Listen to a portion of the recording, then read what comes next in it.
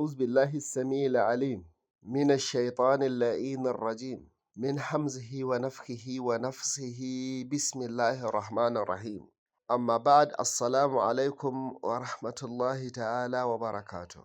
Jama'ar wannan farfajiya mai albarka muna ma kowa fatan alheri da fatan mun tashi lafiya. Kamar yadda na ga Profesa ya ba da dama a cikin gida na jawabi, yana tambayar jama'a me aka karanta yau. Ƙur'ani ne? Motivational talks ne? Inspirational books ne? Da koma menene? Hakika wannan abu ne mai kyau, an ba da dama ga duk sauran members su fito su ce wani abu a cikin wannan hackathon phase insha Allah. To alhamdulillahi, so I decided to bari in ɗan ce wani abu insha Allahu. Inda muka yi daidai Allah Ubangiji ya datar da mu, inda za mu muka yi kuskure kuma Allah Ubangiji ya tsare ya kiyaye mana, Allah ya ba mu ikon gyarawa. Wato akwai wata magana da wani faƙihi wanda ake ce ma Great Steve Jobs ya taɓa cewa, ya ce mafi girman hanyar da za ka iya yin abu ka ci nasararsa, ya ce shi ne ka so abin da kake yi. Duk abin da kake yi a rayuwarka, idan a cikin ranka ba ka son abun, wannan abun ba za ka iya cimmai ba. So babban hanyar da za ka cimma abu shi ne kana yin abun kuma kana ji a cikin ranka cewa kana son abin nan da kake. Sannan yaya tunaninmu, hasashenmu a rayuwa, tanadinmu, mafarkanmu za su iya dawowa su zama gasu nan zahiri a gabanmu, muna gani muna taɓawa, jama'a kuma su shaida. Wannan mafarkinmu ne, tunaninmu mun yi aiki a kansa kuma ya zama zahiri. Bari in tambaye ku wata 'yar tambaya. Me za ka yi idan ya zamanto ka san cewa a cikin rayuwa ba za ka faɗi ba? Idan aka ce yau kana wata rayuwa wadda babu abin da za ka yi wanda ba kai succeeding ba, wa'anne irin manya-manyan matakai za ka ɗauka domin ka cimma wannan abu? Saboda wallahi bari in gaya mana gaskiyar nan guda ɗaya. Babban abin da yake tsakaninmu da nasararmu tsoro ne kala uku. Tsakaninka da nasarar abin da kake so ka cimmawa a rayuwa, tsoro ne kala uku, wa'anda turawa ke ce musu pop da fetch da few. Wa'annan su ne manya-manyan tsoro guda uku wa'anda suke hana mu masu mafarkai, masu tanadi a rayuwa cimma wannan tanadin namu ko mafarki. Waɗannan tsoron ne kala uku: pop, fetch da few. Abin da pop yake nufi shine fear of failure. Fear of failure. Tsoron mu faɗi, tsoron kar mu kasa, kar in fara in bari, shine fear of failure. Tsoron nan na kar mu fara mu kasa cimma burin mu bari a yi mana dariya, wannan tsoron yana ɗaya daga cikin tsoron da ya hana ka cimma burin ka mai saurare na. Tsoro na biyu shine fetch, ma'ana fear of judgment. Tsoron hukuncin da za a yi mun. Ƙila akwai wani abu da kake mafarkin yi a cikin rayuwarka, amma kana tsoron yaya mutane za su fassara wannan abin da kake so ka yi, saboda kai a inda ka hango abin, su ba a wannan mahangar suka hango shi ba. Yadda jama'a za su fassara ka a society, tsoron hukuncin da jama'ar society naka za su yi ma, wannan tsoron shine fear of judgment. Yana ɗaya daga cikin abin da ke tsakaninka da nasarar mafarkanka da abin da kai wa al'ummarka da iyalinka tanadi. Tsoro na uku shine fear, FEAU, ma'ana fear of the unknown. Tsoron abin da baka sani ba. Kamar yaya? Sai ka ce kana so za ka ƙirƙiri kaza, za ka yi kaza, sai a ce maka kai ai ba za ka iya ba, ai matsaltsalin da ke cikin wannan abin sun fi curin masaƙi. an baka abin a dunkule kawai sun fi curin masaƙi, baka san masaƙin ba, baka san abin da ya cura ba, amma yanzu an tsoratar da kai da wani abu da baka sani ba kuma ya shiga tsakaninka da nasararka. Wannan tsoro kala uku 'yan uwana, shine tsoron da yake tsakanina da nasarata, tsakaninka da nasararka, tsakaninki da mafarkinki. Wallahi azim, idan muka cire wannan tsoron muka sadaukar, za mu cimma abin da muke so mu cimmawa.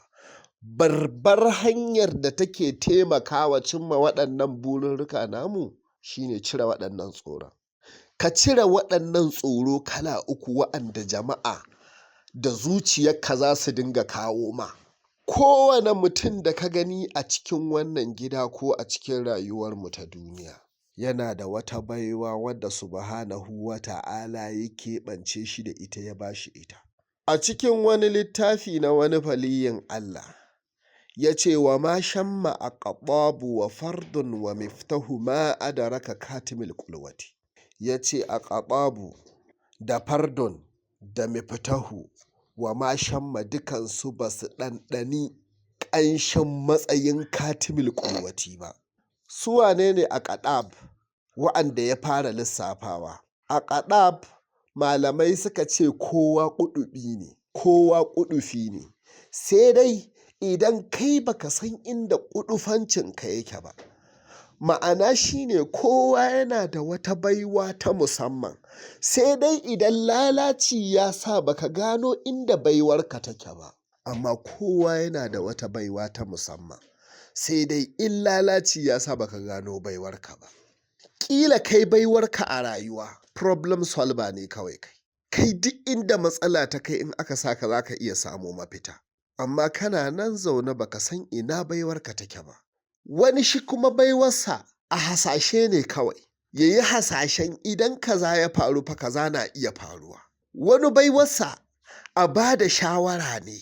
Wani baiwarsa a kasuwanci ne. Wani baiwarsa a addu'a ne. Duk abin da ya ce ya Ubangiji Allah ka yi kaza sai Allah ya yi kaza. Wani baiwarsa a mugun baki ne da mugun fata kawai. Sai ya shekara yana addu'a alheri ba ta karɓu ba, amma da ya yi addu'a ta banza kuma nan take abin ya kama wani abu. Amma lalaci da rashin fahimtar kawunanmu ya sa ba ma gano waɗannan baiwarwakin da Allah subhanahu wa ta'ala ya bamu.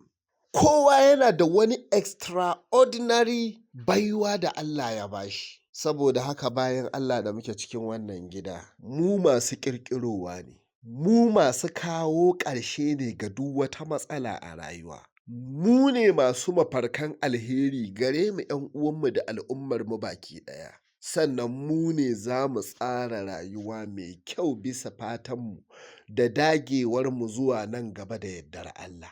Wannan mafarkin da tunanin ka hau babban mota, tunanin iyalinka su yi rayuwa mai kyau, tunanin 'yan uwanka, tunanin musulmai, tunanin arewa, dukansu ba za ka iya cin musu ba idan ka sa tsoro. Ba za ka iya cin musu ba idan ka sa tsoro. Saboda haka kana buƙatar ka cire wannan tsoron da na baka labari guda uku, domin ka taimaki young generation waɗanda suke kafin mu. Kada ka taɓa yadda a ce ma ba za ka iya ba, a ce ba ka da capacity ɗin, a ce ba ka da charisma ɗin, a ce ba ka iya ba, a ce ba za ka iya ba, waɗanda ke wajen sun fi ƙarfinka, waɗanda ke kaza sun fi kaza. Ƙila sadda suna a shekarunka a matsayinka su ba su kai matsayin da kake ba a yanzu. Ina fata an fahimta. So saboda haka gina wata kasuwa, wani tsari da zai taimaki al'umma ba wai abu bane da Hausawa ke cewa shafa labari shuni.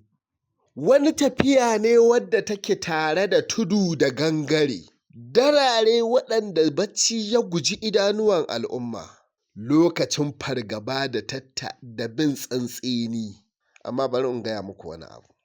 Duk wanda ka gani a cikin wannan gidan ya shirya ma waɗannan abubuwan. Saboda me? Ya yi taking step ahead.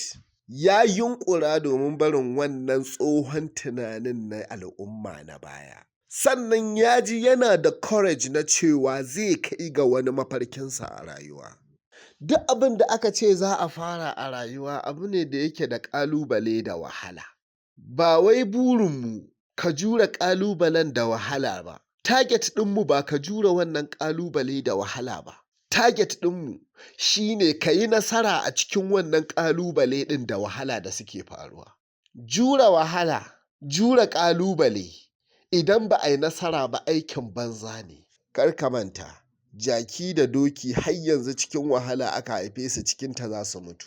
Kenan jure wahala ba shi ba ne. A'a, ka yi nasara a cikin wahalar da ƙalubalen da ke faruwa. Ka hana idonka bacci, sleepless night, domin ka cimma wani burinka. Hatta a addinance mun gani cewa addininmu ya nuna mana cewa rashin bacci akwai nasara a cikinsa a lokacin da kake da buƙatuwa zuwa ga wani abu, in ma na duniya in ma na lahira. Allah subhanahu wa ta'ala yana cewa, tatajafa junubuhum anil madaji'i yad'una rabbahum khawfan wa tama'an. Gangar jikinsu tana nisantar almadaji', ma'ana wuraren kwanciyarsu. Yad'una rabbahum, suna ta masu roƙo zuwa ga Ubangijinsu. Kaufan, zuciyarsu cike da tsoron Allah, wa tama'an kuma cike da nutsuwa. Aka ce jiki ya bar makwanci, kaga dare kenan. A wani wurin Allah ya ce, inna rabbaka ya'lamu annaka taqumu adna maza min sulusayil laili wa nisfahu wa sulusahu wa ta'ifatun min alladhina ma'ak. Allah ya sani, Ubangijinka ya sani, rabbuka ya'lamu ya sani, annaka taqumu, cewa kai kana tashi, adna min sulusayil laili, sulsayi kashi 3 na cikin dare, wa nisfahu ko kuma kashi 1 cikin 2 dare. Yana tashi yana me? Yana addu'a, yana roƙo cikin dare. Saboda haka dole addini ma ya nuna sleepless night hanya ce da duk wani jajirtacce yake bi. Sada muna makaranta mun san muna da abin da muke ce ma till down. Till down na san dukanmu mun san shi. Saboda haka da in cika mu da surutu, haka nan dai na ga bari in dan ba mu shawari, in dan motsa mu. So Allah Ubangiji ya sa abin ya shiga zukatanmu, Allah Ubangiji ya ƙara mana ƙwarin gwiwa. Fa subhanaka Allahumma wa bihamdika nashhadu an la ilaha illa anta astaghfiruka wa atubu ilayk.